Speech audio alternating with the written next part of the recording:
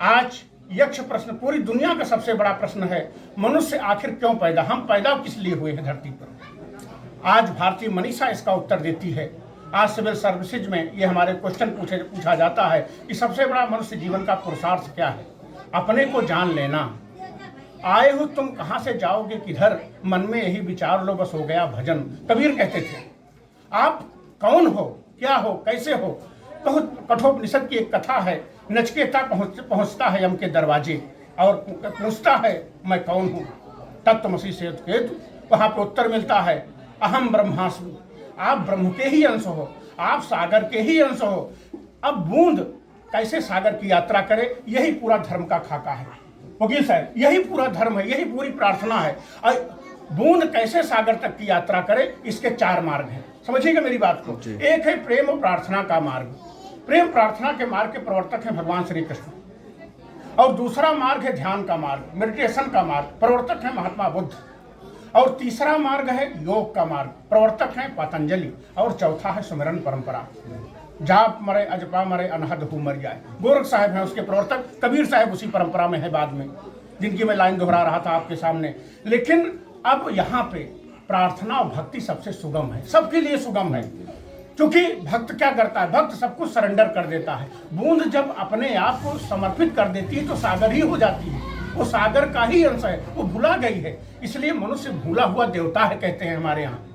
कहो तो मनुष्य भटका हुआ देवता है, वो ईश्वर का अंश है लेकिन वो भूल बैठा है, वो अपने को भूल गया है।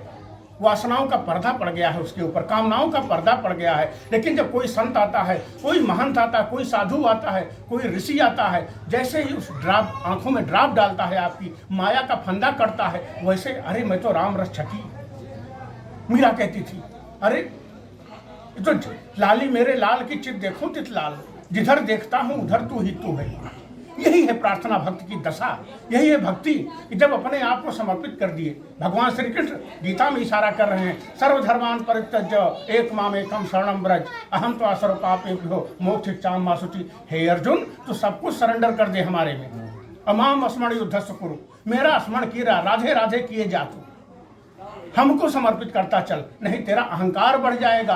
और बूंद को अगर अहंकार हो गया कि मैं कुछ हूँ, मैं समबड़ी हूँ, तो समझिए धर्म की यात्रा नहीं कर पाएगी, वो अहंकार ग्रसित हो जाएगी। अब अहंकार ग्रसित होके नष्ट हो जाएगी, उसका जीवन बेकार हो जाएगा, वो कक्षा में फेल हो जाएगा। इसीलिए कहते हैं चाहे माँ बाप हों, वहीं से समर्पण। देखिए आप कहते हैं पहली गुरु हमारी माँ है, क्यों? क्योंकि पहला समर्पण वही सिखाती है, ये हमारी माँ है, ये हमारे पिता हैं, ये हमारे गुरु हैं, ये हमारे आचार्य हैं, और ये हमारे श्रेष्ठ लोग हैं जिन्होंने भौतिक जीवन में हमको सहारा दिया है, हमारे अंगुलियों को पकड़ा है। सबके प्रति एक अहोभाव, एक ग्रेटिट्यूड होना चाहिए। और अगर ये नहीं होगा तो अहंकार आप में आ जाएगा, और अहंकार आ जाएगा तो आप समष्टि के हिस्से नहीं हो पाएंगे। तो प्रार्थना क्या है? अहंकार को परमात्मा के चरणों में समर्पित कर दो। और जब आप अहंकार छोड़ दोगे तो बूंद फिर सागर हो गई, जानत तुम्हें तुम्हें हो जाई।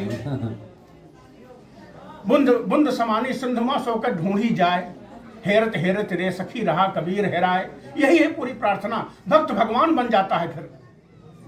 फिर सोच रही हैं मात जानकी कैसे करूं प्रणाम, क्योंकि इधर भी है एक राम, उधर भी है एक राम, जिधर देखता हूं उधर तू ही तू है, न तेरी सी खुशबू न तेरी सी बू है। सब चारों तरफ परमात्मा मय हो जाए, श्री राम में सब जग जानी। सबका खूब खूब मंगल हो। और जब तक हम इस जीवन में रहें सबकी वंदना करते चले, याचना करते चले, क्योंकि पूरी समष्टि के हिस्से हैं हम, और पूरी समष्टि हम में है, हम उसमें है वो हम में है। ये जिस दिन प्रतीत हो जाती है यही भक्त भगवान बन जाता है। यही हमारी पूरी जीवन यात्रा का पथ है। यस धम्मो सनातनो, यस धम्मो सनातनो। हरि ओम तत्सत, हरि ओम तत्सत, हरि ओम तत्सत।